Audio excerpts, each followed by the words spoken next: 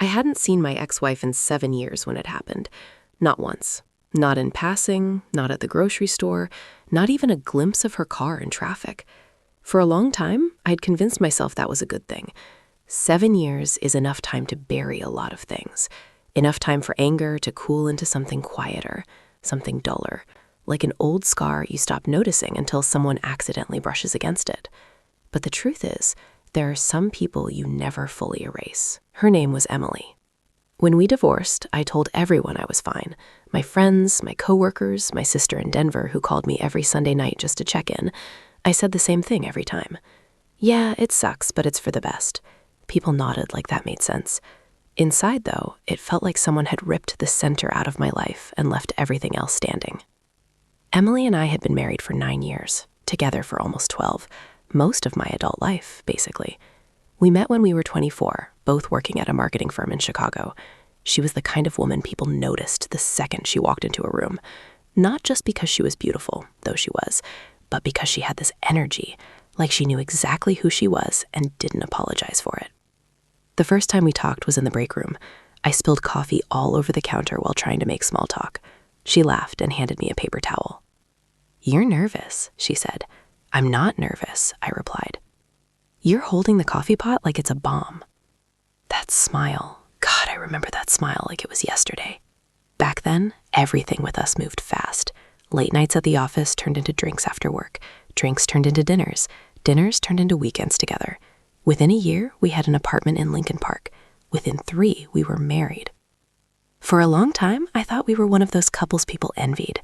We had good jobs, a decent condo, a golden retriever named Cooper, and the kind of social circle that revolved around Sunday brunch and rooftop parties in the summer. From the outside, it looked solid. But marriages rarely fall apart all at once. They crack slowly. At least ours did. It started with small things. Emily began working later hours. At first, it made sense. She'd gotten promoted to a management position, which meant more responsibility. I was proud of her, honestly. But the late nights became normal. Then the weekends started disappearing too. She'd say she had presentations to finish or client meetings that ran long. I never questioned it. That's the part that still bothers me sometimes. I trusted her completely, and trust makes you blind. About a year before everything collapsed, I started noticing changes in her. Not huge ones, just little things that didn't quite fit. She guarded her phone more. She started going to the gym at strange hours. She bought new clothes that felt different, more daring than what she used to wear. When I asked about it, she'd laugh it off. "You're imagining things," she said once, kissing me on the cheek while grabbing her car keys.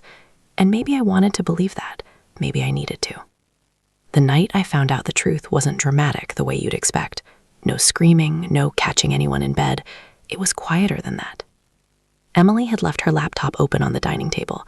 She'd gone to shower after getting home from work. I wasn't snooping, at least that's what I told myself then. But a notification popped up on the screen. A message from someone named Daniel. The preview alone made my stomach drop. "Last night was incredible. I can't stop thinking about you." I remember just staring at those words, like if I looked long enough, they might rearrange themselves into something harmless. But they didn't. My chest felt tight as I clicked the message thread.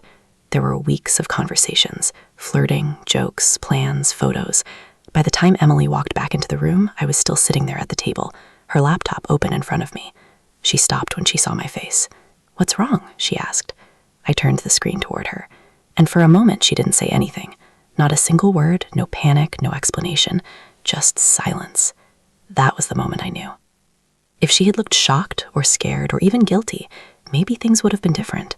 But what I saw in her expression was something else entirely. Resignation, like she'd been expecting this moment. "Well," she said finally, crossing her arms, "I guess you found out." I remember laughing, not because anything was funny. It was the kind of laugh that comes out when your brain doesn't know how to process what's happening. Who the hell is Daniel? She walked over to the kitchen counter and poured herself a glass of water before answering. "Someone I work with." "How long?" She hesitated. "About 6 months. 6 months. Half a year of lies. Half a year of kissing me goodbye in the morning before going to meet someone else. I felt like the floor had dropped out from under me. "Why?" I asked. It wasn't even angry, just confused. Emily leaned against the counter and looked at me like she was trying to solve a puzzle. "I don't know," she said. That answer hit harder than anything else could have. "You don't know?" "I didn't plan it," she said. "It just happened." People say that all the time when they cheat. It just happened, like they slipped on a wet floor and landed in someone else's bed. I remember standing up so fast my chair nearly tipped over. "So what now?" I asked. She didn't answer right away. Then she said something that still echoes in my head sometimes when I'm lying awake at night. "I think we both know this marriage hasn't been working for a while." That was the first time she said it out loud. Maybe she'd been thinking it for months, maybe years, but for me, it felt like hearing a verdict I didn't even know was being decided. The divorce was fast, too fast. When someone cheats, people expect screaming matches and dragged-out court battles. But Emily didn't fight me on anything. She moved out within 2 weeks. She let me keep the condo. We split the savings and sold most of the furniture. It was almost polite. That somehow made it worse, because it felt like she had emotionally checked out long before I ever realized we were in trouble. After the divorce was finalized, she moved to Seattle for a new job. And just like that, she was gone. For the first year, I couldn't go anywhere in Chicago without expecting to see her. Every restaurant we used to love, every street corner we'd walked past with Cooper, the ghost of our life together was everywhere. Eventually, though, things changed.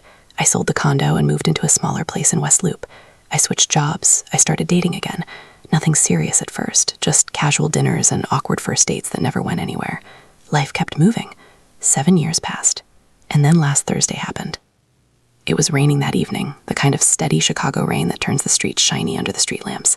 I'd just finished a long day at work and stopped at a small bar near my apartment. Nothing fancy, just a quiet place with good whiskey and a bartender who didn't ask too many questions. I sat down at the counter, ordered a bourbon, and pulled out my phone. I remember thinking it would be a normal night, just another Thursday, until the door opened behind me. I didn't turn around at first. But then I heard a voice. Soft, familiar. A voice I hadn't heard in 7 years. Mark? My entire body froze. For a second, I thought maybe I imagined it. But when I turned around, she was standing there. Emily. Older, of course. 7 years will be that. But unmistakably her.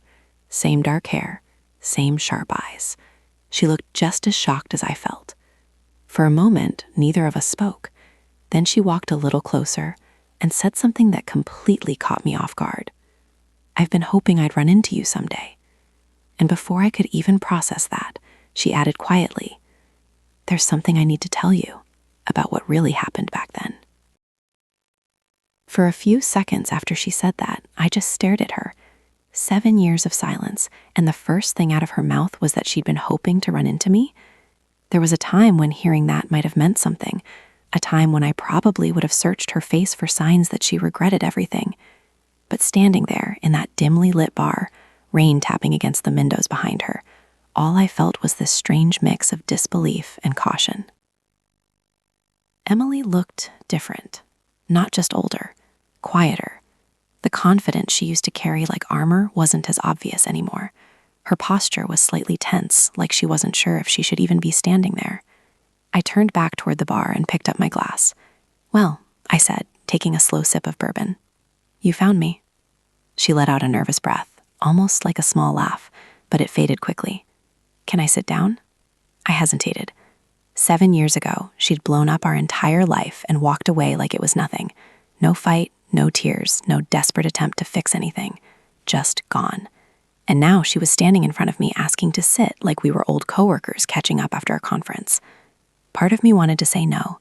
Another part of me, probably the curious, masochistic part, wanted to hear whatever she thought was so important after all this time. I gestured to the empty stool next to me. "Go ahead." She sat down slowly, placing her purse on the floor beside her. The bartender walked over. "What can I get you?" "Just a glass of red wine," she said. Her voice was steady, but her hands weren't. I noticed the slight tremble as she tucked a strand of hair behind her ear. I hadn't seen that nervous side of her very often back when we were married. For a minute or two, neither of us spoke. The bartender poured her wine and walked away. Finally, I broke the silence. "So," I said, swirling the ice in my glass, "Seattle didn't work out?" She looked down at her drink. "I moved back to Chicago about a year ago." "A year?" She nodded. "And this is the first time you've run into me?" "I didn't know where you lived," she said quickly, "or where you worked. I never tried to track you down or anything." I studied her face. There was something careful in the way she was choosing her words, almost rehearsed. "Why are you here tonight, Emily?" She glanced around the bar briefly, like she was gathering her thoughts. "I had dinner with a friend down the street," she said. I stopped in here because of the rain. Then she looked directly at me. I swear I didn't know you'd be here. I shrugged. Chicago's a big city. Another pause settled between us. I could feel old memories creeping in around the edges of my mind. The way she used to sit next to me on the couch. The way her laugh filled a room. But those memories were tangled with others now. The night I found those messages. The cold, detached look on her face when she admitted everything. The silence stretched until she finally spoke again. "You look good, Mark." I let out a quiet laugh. That's usually what people say when they don't know what else to say. Her lips twitched slightly. "Maybe." I took another sip of bourbon. "Are you still with him?" The question came out before I could stop it. "Daniel." Even saying his name in my head still felt strange. Emily shook her head almost immediately. "No." "How long did that last?" "About 8 months." I nodded slowly. Something about that answer felt predictable. Affairs rarely turn into fairy tales. "Guess it wasn't worth it then," I said. She didn't respond right away. Instead, she stared at the dark red surface of her wine. "That's not why I wanted to talk to you," she said quietly. I leaned back on my stool. "Then why did you?" She took a deep breath. "Because the way everything ended between us, it wasn't the whole truth." That sentence sent a small wave of irritation through me. I set my glass down harder than I meant to. "Emily, you cheated on me for 6 months. I found the messages myself. What part of that story exactly was incomplete?" "I know what you saw," she said. "Yeah, I did too." Her eyes met mine. "There were things happening back then that you didn't know about." I shook my head. "Everyone says that after the fact." "I'm serious." "So am I." My voice had started tightening without me realizing it. "Look, if this is some kind of delayed apology tour, it's not. Because 7 years is a long time to suddenly decide you feel bad. I'm not here because I feel bad." That caught my attention. Her tone wasn't defensive. It was almost frustrated. "Then what are you here for?" She looked like she was debating how much to say. Then she reached into her purse and pulled out something small. At first, I thought it was just a folded piece of paper, but when she placed it on the bar between us, I realized it was a photograph. Old, slightly creased around the edges. I frowned. "What is this?" "Just look at it." I picked it up. The moment my eyes focused, a strange chill ran through me. It was a photo of Emily, but it wasn't recent. She looked younger, 7, maybe 8 years younger. Her hair was longer, and she was wearing a loose gray sweater I remembered from back when we were still married. But that wasn't what made my stomach tighten. It was the setting. The picture had clearly been taken inside our old condo. I recognized the kitchen island in the background instantly. "What the hell is this?" I said. Emily watched my reaction carefully. "Turn it over." I flipped the photo. There was handwriting on the back. 2 words, a date, and a time. June 14th, 8:32 p.m. My chest felt oddly tight again. "Okay," I said slowly. "Why do you have this?" She folded her hands together. "That night," she said quietly, "was the night you first suspected something was wrong in our marriage." I blinked. "How would you even know that?" "Because you asked me if I was happy that night." The memory hit me like a sudden flash. We'd been sitting on the couch watching TV. Out of nowhere, I'd asked her that question. I hadn't thought about that moment in years. "You remember that?" I said. "I remember everything from that summer." I studied the photo again. "Emily, what does this have to do with anything?" She leaned closer. "Because that photo wasn't taken by me." A strange silence filled the space between us. "What?" "I didn't take it," she repeated. "Then who did?"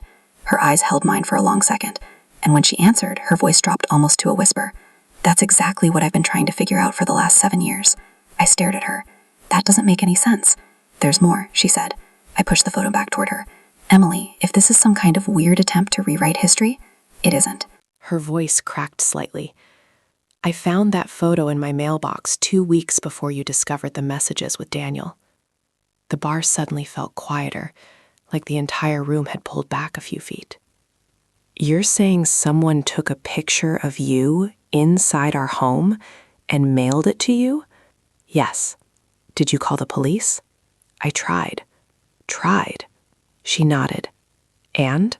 "They told me it could have been a prank." I leaned forward, lowering my voice. "Why the hell didn't you tell me?" Her eyes filled with a kind of frustration that felt almost painful to watch. Because a week later, another envelope showed up. A knot tightened in my chest. What was in that one? She didn't answer right away. Instead, she slowly reached back into her purse, and when she pulled her hand out again, she placed a second photograph on the bar. I looked down. The air left my lungs, because this picture was different. This one showed me, standing in our kitchen, taken through the window from outside, and scribbled across the bottom in black ink were 5 words. "You should watch your wife." My heart started pounding. "Emily," I said slowly. She looked at me with an expression I had never seen on her face before. Pure exhaustion. "I didn't have an affair because I fell in love with Daniel," she said quietly. I frowned. "Then why did you?" She swallowed hard. "Because by the time you found those messages, I was already being blackmailed." For a moment, I thought I'd misheard her. Blackmail. The word just sat there between us, heavy and unbelievable. I leaned back slightly, studying her face for any sign that this was some kind of elaborate excuse. 7 years is a long time for someone to build a story to soften what they did. But Emily wasn't looking at me the way someone does when they're trying to sell a lie. She looked tired. Not the kind of tired that comes from a long workday. The kind that settles into someone after years of carrying something they never fully put down. "You are being blackmailed," I repeated slowly. She nodded. "By who?" "I don't know." That answer immediately triggered irritation in me. "You expect me to believe someone forced you to have an affair and you never figured out who it was?" "I didn't say forced," she said quietly. "Then what are you saying?" She took a sip of her wine, but I could see her hand trembling slightly. "I'm saying someone had something on me." "What kind of something?" Her jaw tightened. "Something that could have destroyed my career and possibly put me in prison." That got my attention. I stared at her. "What the hell did you do?" She shook her head quickly. "Nothing like that. I didn't steal money or commit some crime, but someone made it look like I did." Now my confusion was turning into something darker. "Start explaining, Emily." She nodded slowly, like she'd expected that reaction. "Do you remember a client called Redbridge Financial?" I frowned. That name sounds familiar. They were one of our firm's biggest accounts back then. And suddenly I did remember. Redbridge Financial had been a major project during the last year of our marriage. Huge marketing budget, tons of pressure from upper management. "You were leading that campaign," I said. "Yes. What about it?" Emily looked around the bar briefly, lowering her voice. "Around that time, someone hacked into my work email." I blinked. "Hacked?" At least that's what the IT department eventually concluded. Eventually. At first they thought it was me. A slow chill crept down my spine. "What do you mean?" "They found a series of emails sent from my account to a competitor company. Internal documents, strategy plans, budget details." I stared at her. "You were being framed for corporate espionage?" "That's what it looked like." "Did you send them?" "Of course not." Her voice had a sharp edge now, but the timestamps came from my account, my login, my device. I rubbed my temple. "Okay, but how does that connect to the photos and the blackmail?" She exhaled slowly. 3 days after IT confronted me about the emails, I got the first envelope. "The photo?" "Yes. And the second one. That came a week later, with the message about watching your wife." I looked down at my empty glass. The bartender noticed and quietly refilled it without interrupting. I took a slow sip, trying to piece this together. "So someone framed you at work, then started sending you photos of our house?" Emily nodded. "At first I thought it was just intimidation, like someone warning me to stay quiet about the hacking." "Stay quiet about what?" "That I didn't do it." "That doesn't make sense," I said. "Exactly." She leaned closer. That's when the third envelope arrived. My stomach tightened. "What was in that one?" Her voice dropped. "A flash drive." I felt a small pulse of dread. "What was on it?" She didn't answer right away. Instead, she looked down at the bar, like she was replaying the moment in her head. When I plugged it into my laptop, there was a single video file. "Of what?" Her eyes lifted to meet mine. "Of you." My eyebrows pulled together. "Me doing what?" "Leaving our condo one morning." "That's not exactly blackmail material." "Wait." Her expression darkened slightly. The video kept going. I felt the knot in my stomach tightened. "What happened next?" "You drove away," she said. "Okay." And about 20 minutes later, Daniel showed up. I froze. "What?" She held my gaze.